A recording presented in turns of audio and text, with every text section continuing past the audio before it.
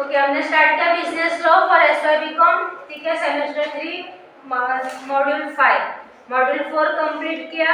उसके अंदर मॉड्यूल 4 में हमने एक दो आंसर ही ऑनलाइन लिए, बाकी के ऑफलाइन लिए।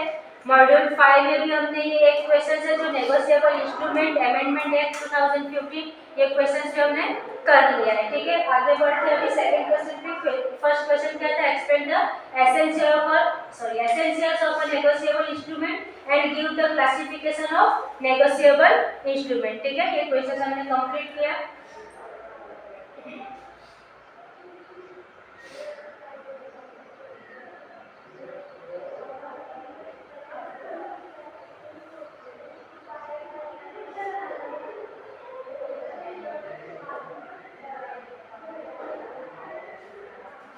ओके, सेकंड क्वेश्चन है, पॉइंट्स वगैरह साथ में लिखते जाओ, ठीक है, ताकि आपको वो इजी रहेगा समझने के लिए बाद में। Explain the concept of holder, यानी होल्डर कौन है उसका कंसेप्ट बताना है। होल्डर इन ड्यू कोर्स, अगर ड्यू कोर्स है उसके अंदर होल्डर्स कौन है। एंड राइट्स एंड प्रिविलेज, और उसके राइट्स एंड प्रिविलेजेस बताने हैं, ठीक है, of a holder in a due course. तो ये तीन चार क्वेश्चंस जिसके अंदर लेकिन छोटा है आंसर्स, ठीक है, करते हैं। फर्स्ट है मिसलेनियस प्रोविजंस, होल्डर्स के लिए कौन कौन से मिसलेनियस प्रोविजंस है, प्रोविजंस कौन कौन से होल्डर के लिए। तो उसके लिए सेक्शन है 8, ठीक है, सेक्शन है 8। अब a person is a holder, ठीक है, a person is the holder of the instrument. Holder of the instrument यानी क्या, इंस्ट्रूमेंट यानी क्या, इंस्ट्रूमेंट अभी हम लोग ने लास्ट आंसर में पढ़ा, नेगोशिएबल इंस्ट्रूमेंट क्या था, रिटन डॉक्यूमेंट्स, ठीक है, जिसका जो होल्डर है जिसके पास है, is entitled in his own name to the position of the negotiable instrument, is entitled to receive or recover the amount due thereon from the parties to it। यानी holder यानी कौन है, जिसके पास वो इंस्ट्रूमेंट है खुद के नाम पे, ठीक है, और उसको पूरा अधिकार है कि वो रिकवर कर सकता है, रिसीव कर सकता है, जिसके पास से उसको लेना है पैसा, ठीक है, उसको बोल सकते हैं होल्डर। प्रिजर्वेशन क्या है होल्डर के, उसके लिए सेक्शन है 118, ओके, सेक्शन 118। इसके लिए अभी बोला है कि is that a holder is a holder in due course until the contrary is proved, it shall be presumed that every transaction of a negotiable instrument is presumed to be for consideration। जितने भी हम लोग instrument negotiable instrument transactions करते किसके लिए करते, of course consideration के लिए, यानी पैसा कमाने के लिए कुछ ना कुछ एक्सचेंज में लेते ही है, ठीक है, कंसीडरेशन के लिए होता है। And therefore every holder is presumed to be holder in due course. However, this presumption will not be maintainable if the instrument is obtained from its owner or maker by unlawful means or by fraud। Next है holder in due course, ये था first आपका concept of holder का, उसके लिए section 8, ठीक है। फिर सेकंड क्या है, होल्डर इन ड्यू कोर्स, वो है सेक्शन 9। तो वो कब रहता है ड्यू कोर्स के अंदर, a person is a holder in due course when he proves that कि फॉर कंसीडरेशन ही बिकम्स, किसके लिए है वो, कंसीडरेशन के लिए। फर्स्ट है उसके अंदर position of a note, bill और चेक पेएबल टू बेarer, और सेकंड द पेइंग और the endorsee when an instrument is payable to order. Second है बिफोर मैच्योरिटी, ठीक है, होल्डर इन ड्यू कोर्स के अंदर फर्स्ट पॉइंट है फॉर कंसीडरेशन, सेकंड पॉइंट है बिफोर मैच्योरिटी। बिफोर मैच्योरिटी यानी कि ही बिकेम, यानी कि जो होल्डर है वो कब बनेगा holder of the instrument before the amount mentioned, before the amount mentioned in it became payable. If a person becomes the holder after maturity he can not claim to be a holder in due course. अगर वो बाद में बनता है, यानी कि जो person है, if a person becomes the holder after maturity, maturity यानी वो जो टाइम पीरियड है, जैसे भाई ये आपको समझो ये डेट दी है, वो डेट के अंदर आपको वो बिल पे करना ही करना है। अगर वो बिल आपने उस टाइम पीरियड के अंदर पे नहीं किया, यहाँ क्या बोला है आफ्टर मेच्योरिटी, अगर वो टाइम पीरियड निकल जा रहा है, ठीक है, उसके बाद अगर वो होल्डर बन रहा है तो फिर वो क्लेम नहीं कर सकता है, फाइन, वो क्लेम नहीं कर सकता इन ड्यू कोर्स। फिर है गुड फेथ, गुड फेथ यानी he is not aware about the defect, good faith means क्या है कि अगर गुड फेट का मीनिंग होता है कि आप जो माल भेज रहे हो वो अच्छा होना चाहिए, ठीक है। अगर सामने वाले को मालूम ही नहीं है कि वो माल में अगर कुछ डिफेक्ट है, ठीक है, तो उसको गुड फेट नहीं बोल सकते। राइट, गुड फेट यानी वो जो भी हम लोग भेज रहे हैं अगर कुछ डैमेज है तो वो बंदे को बता दो कि भाई इसके अंदर ये डैमेज है, तो उसको बोलते हैं गुड फेट, ठीक है। Good faith, he is not aware, यहाँ पे क्या बोला, not aware of the defect in the title of the previous holder, therefore even if he obtained the instrument from the thief यानी क्या, चोरी से, ठीक है, but without knowledge about it then he obtained a valid title, इसको बोलते हैं good faith. Next है अब उसके राइट्स और प्रिविलेजेस, ठीक है, दूसरा क्या दिखाना था हमें, उसके राइट्स और प्रिविलेजेस। तो फर्स्ट उसके अंदर राइट्स क्या है कि इन कोट स्टैम्प्ड इंस्ट्रूमेंट, ये हमने ऊपर देखा था, इन कोटेड स्टैम्प्ड इंस्ट्रूमेंट यानी कि जो भी इंस्ट्रूमेंट हम लोग भेज रहे उसके ऊपर वो जो भी होल्डर है, ठीक है, होल्डर का क्या रहता है, स्टैम्प रहता है, यानी कि साइन सिग्नेचर समथिंग वगैरह जो भी रहेगा उसको, तो उसके पास क्या राइट्स है, his rights in the case of an inchoate stamped instrument, section उसके लिए 20, an in-court instrument is an incomplete instrument such as instrument can be completed by the holder, यानी कि in-court instrument यानी क्या है, जो incomplete है, जिसको holder को complete करना है, ठीक है, उसको right है कि वो उसको complete कर सकता है। However, holder in due course has a right to exceed the amounts instructed by the drawer, provided such amount is covered by the stamp. Second है liability of the prior party, section 36, liability of prior party, liability means कर्जा, ठीक है, उसके जो भी उधारी वगैरह लेके वो, टू प्रायर पार्टी को मींस कि every prior party is liable to a holder in due course until the instrument is duly satisfied, however a prior party who has endorsed the instrument sends recourse without recourse to me shall not be liable even to a holder in due course। फिर next है fictitious bill, in case of fictitious bill, अगर fictitious bill है तो rights और privileges क्या है, It is a bill drawn in a fictitious name, that is drawer is a fictitious person or payee is a fictitious person, but drawee is a genuine person। कौन कौन है यहाँ पे fictitious person, एक तो drawer और payee यानी जो पे कर रहा है और जिसके थ्रू पे करवा रहा है, ठीक है, और ड्रॉवी वहाँ पे एक यानी कि जेन्युइन पर्सन है वो। If the drawee accepts a fictitious bill, अगर समझे ड्रॉवी ने एक्सेप्ट कर लिया वो बिल, तो he will become the liable to holder in due course as a accepted, क्योंकि उसने बिल एक्सेप्ट कर लिया है ना, तो फिर वो होल्डर को उसको पे करना है, ठीक है, that is the fictitious bill. Second है in case of instrument delivered conditionally, अगर वहाँ पे जो इंस्ट्रूमेंट है वो डिलीवर किया है कंडीशनली, ठीक है, या फिर कोई स्पेशल पर्पस के लिए जिसको हम बोलते हैं एस्क्रो, तो ऐसा कुछ रहा तो वहाँ पे राइट्स है। अगर person delivering doesn't become liable, जो पर्सन है वो अगर डिलीवर कर रहा है, ठीक है, तो वो कब तक लायबल नहीं हो सकता उस चीज के लिए, तो liable unless a condition has been fulfilled, अगर वो कंडीशंस वहाँ पे फुलफिल नहीं हो रही है, ठीक है, वो कंडीशन जो भी कंडीशन रखी है या स्पेशल पर्पस रखा है वो अगर कंडीशन फुलफिल नहीं हो रही है या फिर पर्पस जो है वो स्पेसिफाई नहीं है, तो उसको हम बोल सकते हैं तब वो यानी कि वो उस चीज के लिए क्लेम कर सकते हैं। फिर है holder deriving title from a holder in due course, क्या है, holder deriving title from a holder in due course, once the instrument passes through the hands of the holder in due course it becomes free from defects, any person deriving title from holder in due course gets the same rights like the holder in due course।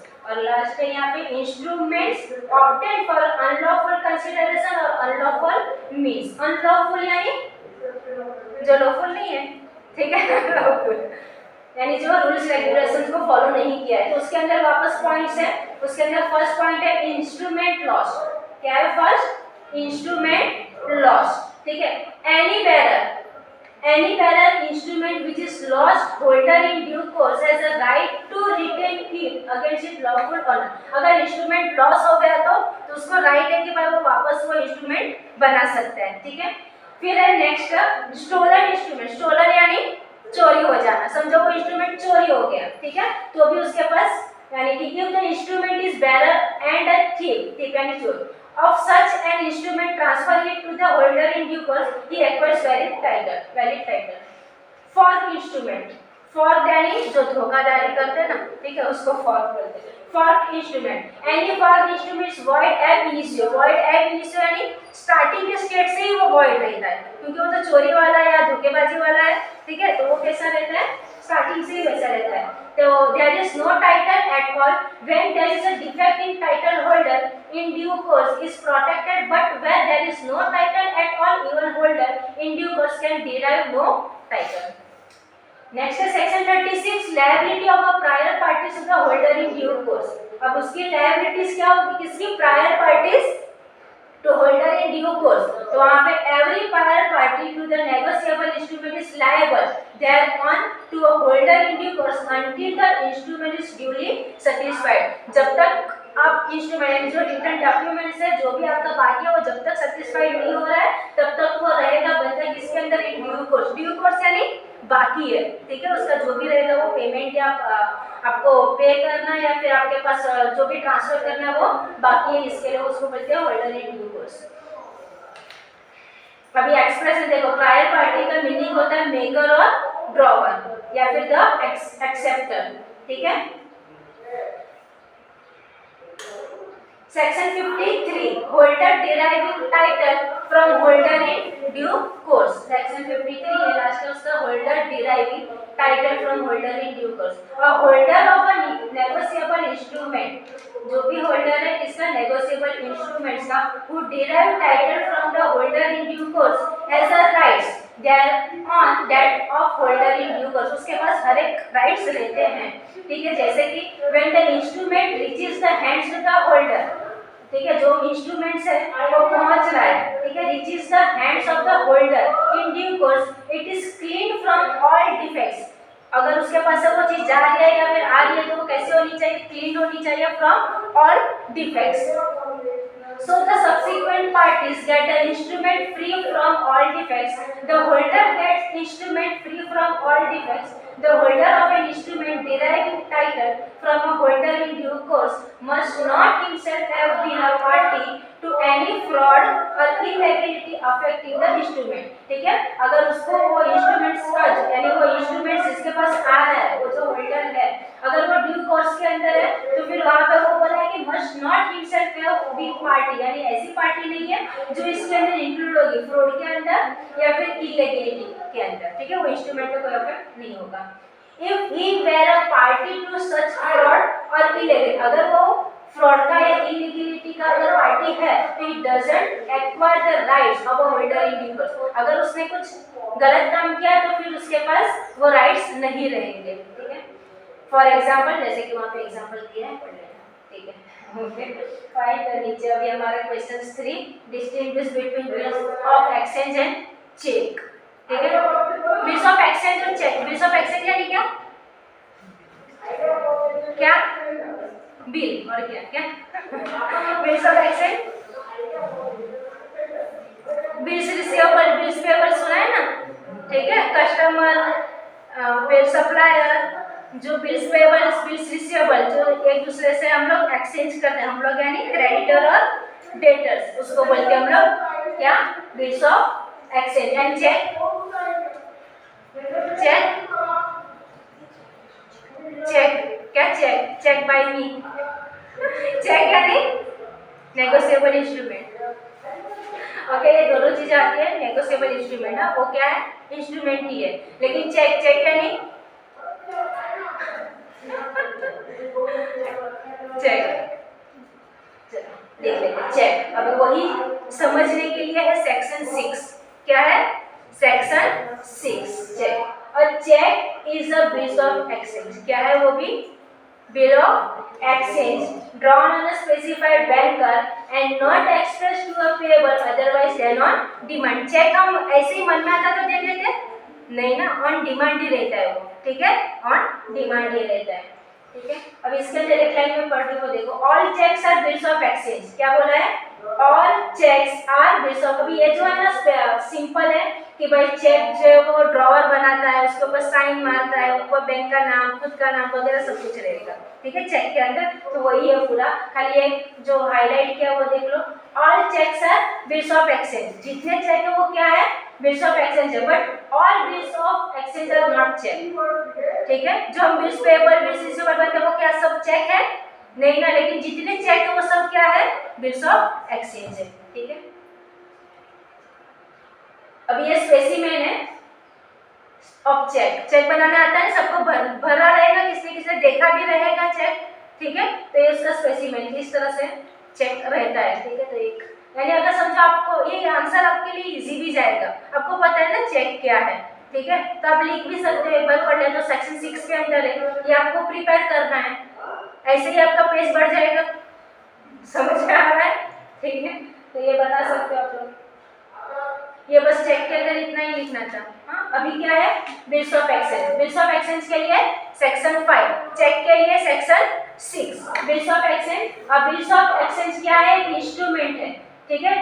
In writing containing an unconditional order signed by the maker directing a certain person to pay certain sum of money only to और to the order of certain person. यानी bills of exchange क्या है? एक instrument है, means bill है वो, उसके ऊपर हम लोग ने नाम, डेट, उस किसको पे करना है, किसने बनाया है, हर एक चीज उसके ऊपर मेंशन रहता है, ठीक है। उसको हम क्या बोलते हैं?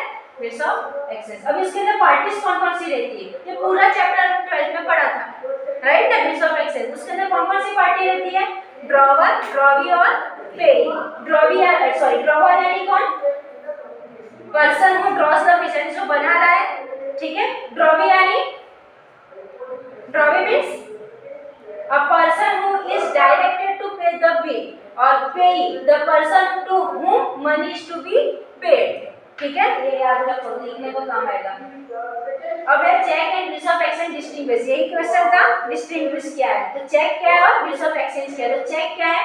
पहला first point, all checks are bills of exchange, ठीक है। और यहाँ पे all bills of exchange are not cheque, first point हो गया। Second, only a banker can be drawee, cheque के अंदर ड्रॉवी कौन हो सकता है? सिर्फ बैंकर, ठीक है। जबकि बिल्स ऑफ एक्सचेंज में anyone can be drawee including the banker, वो कोई भी हो सकते हैं ना वो, ठीक है। फिर चेक रिक्वायर्स नो एक्सेप्टेंस, और बिल्स ऑफ एक्सचेंज में it must be presented for acceptance, drawee is liable only after his acceptance, जब उसने एक्सेप्ट कर लिया उसके बाद ही ड्रॉवी लायबल हो सकता है। फोर्थ पॉइंट है, the drawer of the check is not discharged by the holders delay in presenting it for payment unless the drawer has been injured because of the delay, और bills of exchange the bill must be duly presented, वो कैसे होनी चाहिए? presented होनी चाहिए for payment, और else the drawer will be discharged, नहीं तो फिर वो discharge कर सकते हैं drawer। ओके, नेक्स्ट है no notice of dishonour is necessary, cheque के अंदर कोई नोटिस ऑफ डिसऑनर की नेसेसरी नहीं है, जबकि बिल्स ऑफ एक्सचेंज के अंदर notice of dishonour is to be given to all the parties liable to pay. फिर चेक में भी क्रॉस्ड, चेक कैसे हो सकते हैं? क्रॉस हो सकते हैं, bills of exchange can never be crossed, ठीक है। A check is payable immediately on demand without any days of grace, ठीक है। ये तुरंत ही हम ऑन डिमांड, जब भी डिमांड आता है तुरंत चेक पे डालते हैं, ठीक है। और bills of exchange is entitled to 3 days of grace, ये याद है।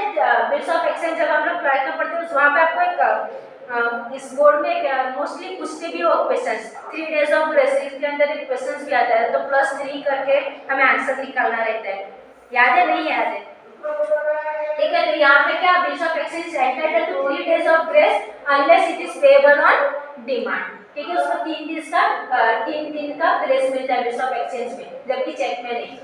पेमेंट ऑफ चेक में be countermanded by drawer, stop payment of check, और यहाँ पे payment of bill can not be countermanded by the drawer.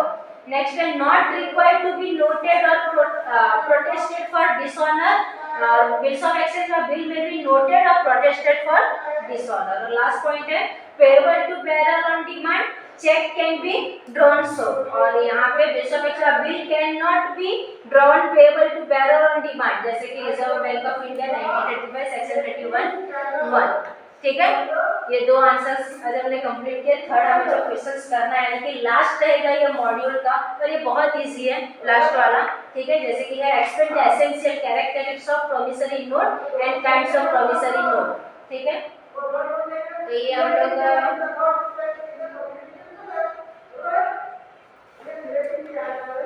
कर ले module complete हो जाएगा हमारा। बस इतना सा ही है, छोटा सा ही है ये, और इजी है ये। लास्ट वाला जो क्वेश्चन है बहुत इजी है, ठीक है। इसको मैं फटाफट कंप्लीट करती हूँ, यानी अपना मॉड्यूल 5 खलास हो जाएगा। सुनो क्या है, explain essential characteristics of promissory notes and kinds of promissory note, ठीक है। Promissory note, bills of exchange and bill in sets promissory note, इसके लिए सेक्शन 4, ठीक है। सेक्शन 5 किसके लिए था, बिल्स ऑफ एक्सचेंज, और सेक्शन 6 किसके लिए था, चेक के लिए। तो सेक्शन 4 किसके लिए है, प्रोमिसरी। अब promissory note is an instrument in writing, क्या है वो, एक इंस्ट्रूमेंट है इन राइटिंग के अंदर, ठीक है। Not being a bank note और not a currency note, containing an unconditional undertaking signed by the maker, किसके साइन रहेगी उसके ऊपर, मेकर की, जिस जो बना रहा है promissory note, or to pay certain sum of money only to or order of a certain person or the bearer of the instrument, इसको ही बोलते हैं प्रोमिसरी नोट। यानी कि समझो मुझे इसको पे करना है, तो मैंने एक नोट बनाया, ठीक है, एक्नॉलेजमेंट बनाया, उसके ऊपर मेरा नाम लिखा, फिर उसके बाद पूरा अंदर डिस्क्रिप्शन लिखा कि भाई ये बंदा है, इसको मुझे इतना पे करना है, ठीक है, और नीचे फिर उसका साइन दिया, और उसको मैंने इसको ट्रांसफर किया, तो इसको क्या बोलते हैं हम, प्रोमिसरी नोट, जो है सेक्शन 4 के अंदर। तो पार्टी से उसके अंदर कौन है, यहाँ पे सिर्फ 2 पार्टी है, कौन सी, मेकर और पे, ठीक है। उसके अंदर 3 पार्टी थी बिल्स ऑफ एक्सचेंज में, ड्रॉवर, ड्रॉवी और पे, और यहाँ पे सिर्फ मेकर और पे, ठीक है। The person who makes the promissory note and promise to pay, जिसने बनाया और प्रॉमिस कर रहा है पे करने के लिए, उसको क्या बोलते हैं हम, मेकर, और पे यानी the person to whom the payment is to be made, जिसको हमें भरना है, ठीक है। ये अभी एग्जांपल्स देख लो। अभी ये स्पेसिमेन है प्रोमिसरी नोट का, सिंपल है, ठीक है। तो इस तरह से कुछ बना लेना है, बीच में थोड़ा सा लिख लेना है। फाइन, एसेंशियल्स क्या है इसके लिए, तो promissory note must be in writing. Essential क्या है, फर्स्ट कि जो प्रोमिसरी नोट है वो किस में चाहिए राइटिंग के अंदर, ठीक है।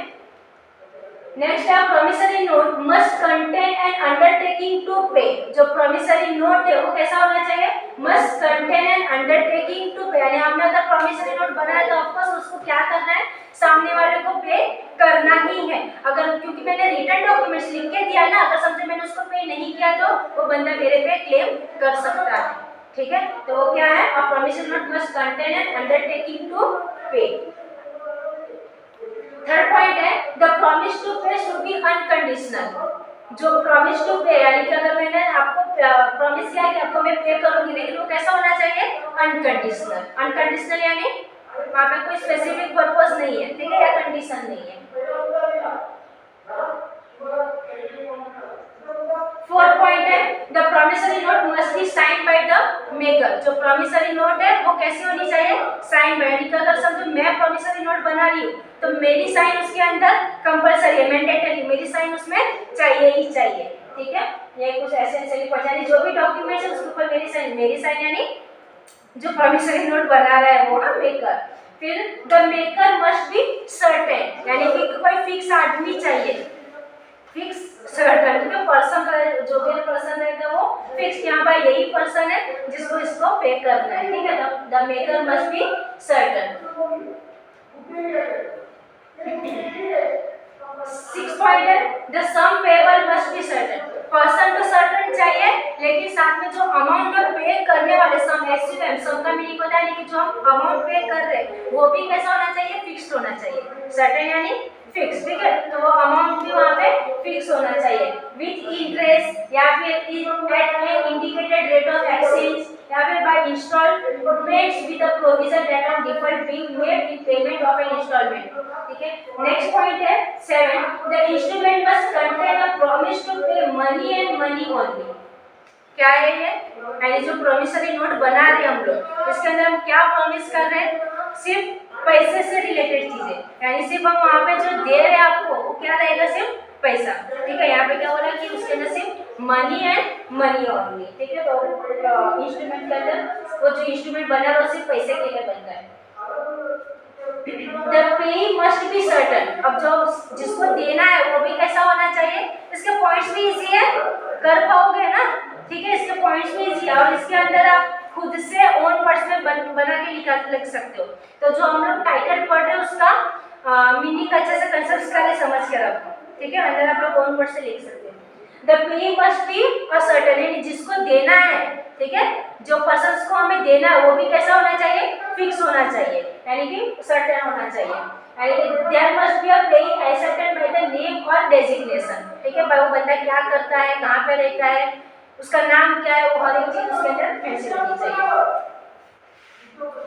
The bearer of the instrument, फिर next the stepping of the promissory note, ठीक है, जो प्रोमिसरी नोट हमने बनाया है वो कैसी होनी चाहिए, उसके ऊपर स्टैम्प, अभी कोई भी रहेगा उसके ऊपर लीगल स्टैम्प, अगर हमने प्रोमिसरी नोट बनाया है तो उसके ऊपर स्टैम्प, पता है आप लोग कोई दस्तावेज बनाए तो उसके ऊपर भी स्टैम्प रहता है लीगली, वो चाहे 10 रुपये का हो चाहे 100 रुपीज का हो, तो उसके ऊपर हम क्या करते हैं, स्टैम्प। तो जो प्रोमिसरी नोट बनाया है उसको भी हमें क्या करना है, स्टैम्प लगवाना है, लीगल वाला स्टैम्प लगवाना है। उसके लिए एक्ट है जो इंडियन स्टैम्प एक्ट है 1899, ठीक है। और ये एक ऐसा, अगर हमने स्टैम्प लिया ना तो वो एविडेंस हो जाता है बाय कोर्ट, यानी अगर समझो सामने वाले ने हमें नहीं दिया तो मेरे पास वो प्रोमिसरी नोट रिटन डॉक्यूमेंट्स है, उसके ऊपर लीगली स्टैम्प भी है, तो हम उसके ऊपर क्लेम हक से कर सकते हैं क्योंकि वो एविडेंस हम दिखा सकते हैं कोर्ट के अंदर, ठीक है। कंप्लीट, थैंक यू, ठीक है। कंप्लीट हुआ हमारा मॉड्यूल 5, यानी लॉ कंप्लीट हुआ 5, बाकी का आगे हम देखेंगे। Thank you.